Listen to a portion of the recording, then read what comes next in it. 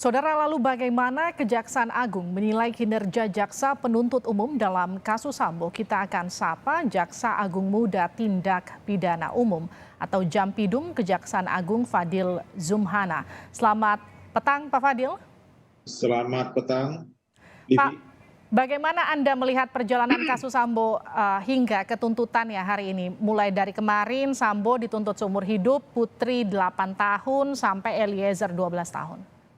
Baik, terima kasih atas waktu yang diberikan kepada kami oleh Kompas TV. Saya ingin memberi penjelasan tentang tinggi rendah tuntutan pidana ini. Bahwa perlu saya sampaikan bahwa Kejaksaan Agung dalam hal menuntut seseorang terdakwa ada parameter yang jelas. Yang pertama, kami menggali, jaksa itu pasti menggali alat bukti terhadap peran seseorang. Peran tersangka ini kalau saya lihat terdakwa dalam hal ini berbeda-beda perannya. Sehingga kami menghukum orang juga berbeda tentang tinggi rendahnya tuntutan pidana itu. Maka saya sampaikan gradasi tuntutan pidana yang berbeda antar pelaku atau pelaku tindak pidana ini sebagaimana yang kami dakwakan, yaitu pelaku Freddy Sambo misalnya saya sampaikan, kami menuntut seumur hidup itu atas pertimbangan sebetulnya bahwa Freddy Sambo ini adalah sebagai intelektual dadar dalam perkara ini. Sebagai intelektual dadar, dia menghendaki adanya kematian. Lalu untuk mewujudkan itu, dia meminta, yang pertama dia minta adalah Ricky Rizal. Tapi Ricky Rizal dengan kesadarannya menyatakan dia tidak kuat, tidak berani, sehingga dia menolak. Lalu dia perintahkan Richard Eliezer Pudiang Lumiu. Richard Eliezer Pudiang Lumiu memiliki keberanian dia. Maka saya menyatakan bahwa jaksa menyatakan Richard Eliezer Pudiang Lumiu sebagai dadar, sebagai pelaku. Pelaku yang menghabisi nyawa daripada korban Joshua Huta Barat. Sehingga ketika kami menetapkan Richard Eliezer Pudiang Lumiu 12 tahun itu, parameternya jelas, dia sebagai pelaku. Sebagai dadar. Lalu dia ini, kalau lihat dari tuntutan pidana yang dilakukan oleh Kejaksaan Agung dalam hal ini Kejaksaan Negeri Jakarta Selatan, bahwa 12 tahun ini sudah cukup bagi yang bersangkutan karena kami menarik ke atas ke Pak Freddy Sambo. Bahwa dia melekat di Freddy Sambo. Perintah ini di Pak Freddy Sambo memerintahkan yang bersangkutan, dia laksanakan perintah itu. Dia sebagai dadar, sebagai pelaku. Lalu tentang Kuat Ma'ruf yang berada di lokasi itu bersama Ricky Rizal Wibowo, dia mengetahui ada rencana pembunuhan. Dia mengetahui, tapi tidak melakukan apa untuk melakukan pembunuhan itu. Tapi ketika Richard Eliezer Pudiang Lumiu berani menghabisi nyawa orang lain dengan senjatanya atas perintah Pak Freddy Sambo ini, kami menganggap ini adalah suatu keberanian yang menimbulkan kematian bagi orang lain. Baik. Saya potong Pak Jampidum. Kalau tadi Anda katakan, taruhlah Richard Eliezer memang faktanya adalah eksekutor dalam pembunuhan Yosua. Ia melakukan itu atas perintah dari Freddy Sambo, itu fakta yang ada di persidangan. Tapi kita juga tidak bisa menyampingkan fakta bahwa Richard Eliezer adalah orang yang membuka tabir di kasus ini. Ia adalah justice kolaborator. Rekomendasi LPSK juga minta diringankan. Apa yang kemudian jadi dasar 12 tahun itu selain tadi fakta-fakta yang Anda sampaikan? Baik. Saya beri penjelasan tentang GC, Justice Collaborator. LPSK menyesalkan sikap jaksa. Justru kami sudah pertimbangkan LPSK itu. Sudah kami pertimbangkan. Kalau kami tidak mempertimbangkan sikap jaksa, mungkin sikap LPSK, mungkin saja akan lebih tinggi daripada itu. 12 tahun ini sudah kami ukur dengan parameter tuntutan pidana yang jelas. Bahwa kami ingin beri penjelasan bahwa Justice Kolaborator ini rekomendasi LPSK. Tapi penetapan terhadap Justice Kolaborator oleh Pengadilan Negeri Jakarta Selatan belum ada. Kami sudah mempertimbangkan walaupun penetapan pengadilan belum ada. Kenapa? Karena si Richard Eliezer inilah terungkap peristiwa pidana sesungguhnya, itu kami hargai. Sehingga kok kita tarik ke atas, Pak Freddy Sambo kita tuntut seumur hidup, ini sudah cukup ringan bagi dia. Ketika orang itu memahami bagaimana jaksa menarik pertanggungjawaban pidana dan memberi hukuman yang tepat, memohon kepada hakim, memberikan tuntutan yang tepat, dan kami serahkan kepada majelis. Karena majelis hakim yang bisa menilai apakah tuntutan jaksa ini sudah adil atau tidak.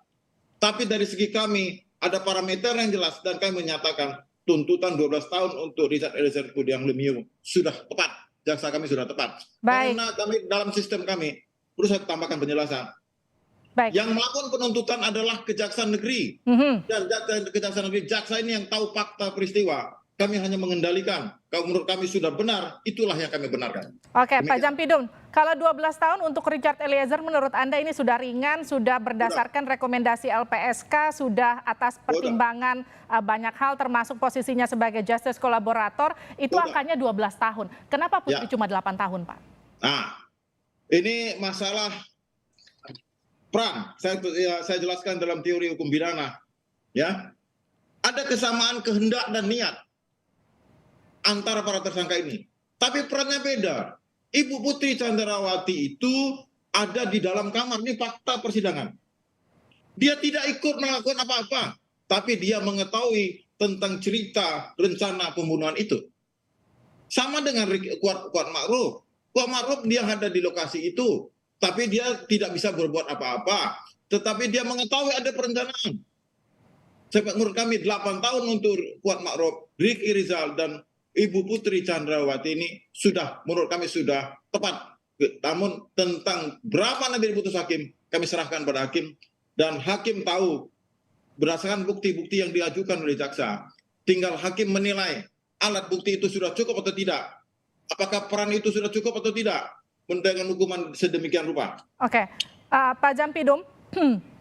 Ketika kemarin jaksa membacakan tuntutan untuk Verdi Sambo, pasal 340, koreksi saya kalau salah ya Pak Jampidum. Pasal 340 itu kan hukuman maksimalnya hukuman mati, tapi Sambo itu kan hanya dihukum seumur hidup. Saya menggunakan diksi hanya karena memang keluarga dari almarhum Yosua memang menginginkan, berharap itu dihukum maksimal. Itu pun suara dari sebagian masyarakat yang mengikuti perjalanan kasus ini. Dengan dihukum seumur hidup, menurut Anda apakah ini juga hukuman yang sudah tepat yang diberikan oleh jaksa penuntut umum? Baik, terima kasih. Bahwa tentang pemenuhan rasa keadilan masyarakat, saya sangat empati kepada korban, ibu korban. Tapi ketika kami menjatuhkan tuntutan 340 dengan ancaman seumur hidup itu adalah sudah cukup adil. Karena menurut saya ancaman seumur hidup itu sudah dapat memberikan kesempatan untuk yang bersangkutan menyadari perbuatannya selama dia masih ada di dalam. Dan peristiwa pidana ini, sebagaimana kita ketahui, bahwa ancaman maksimal dalam KUHP kita sebut seumur hidup atau pidana mati. Kami memilih seumur hidup, dan itu berdasarkan parameter dari jaksa penuntut umum dan Kepala Kejaksaan Negeri, Kepala Kejaksaan Tinggi. Kami menilai apa yang dijelaskan oleh Kepala Kejaksaan Negeri, jaksa penuntut umum dan KJK sudah cukup alasan untuk menuntut seumur hidup. Jadi tentang misalnya netizen tidak puas atau keluarga korban tidak puas, kami belum tentu bisa memuaskan semua yang ikut serta dalam proses peradilan ini. Tapi kami berupaya untuk memberikan keadilan yang dapat dirasakan baik pihak korban. Kami melalui pemerintah, masyarakat, dan korban. Kami menuntut menurut kami 340 dengan ancaman seumur hidup untuk Pak Sambo itu sudah cukup. Baik, dan Pak Jampidum, ini pertanyaan terakhir untuk Anda Bapak. Kalau kita mengikuti jalannya persidangan, kita lihat bagaimana jaksa penuntut umum begitu ingin membuktikan banyak hal-hal yang ditutup-tutupi dalam kasus ini. Itu diapresiasi bagaimana kemudian semangat para jaksa di persidangan ingin membuka banyak fakta lewat sejumlah ahli yang kemudian membongkar banyak kebohongan di kasus ini. Tapi ketika kemudian ini diputuskan tuntutannya, banyak masyarakat yang juga menilai bahwa tuntutan jaksa ini masuk angin. Menurut Anda, ini masuk angin nggak? Oh gini, perlu saya berikan pemahaman. Ancaman seumur hidup itu ancaman maksimal. 20 tahun juga maksimal. Tapi kalau penilaian masyarakat, itu hak masyarakat. Tapi saya yakinkan, saudara, bahwa ketika kami menuntut apapun yang kami tuntut, kami berdasarkan alat bukti dan hasil perkata persidangan di pengadilan. Makanya saya bilang tadi, saya persilahkan hakim untuk memberikan hukuman yang menurut hakim adil. Kami kan hanya memohon kepada majelis. Menurut kami segitu cukup, seumur hidup atau 8 tahun atau 12 tahun. Tapi kami persilakan hakim. Tentang masuk angin itu insya Allah tidak ada. Baik. Kami menjaga jaksa kami untuk tidak masuk angin. Terima kasih Jampidum Fadil Zumhana telah bergabung bersama kami di Sapa Indonesia Malam.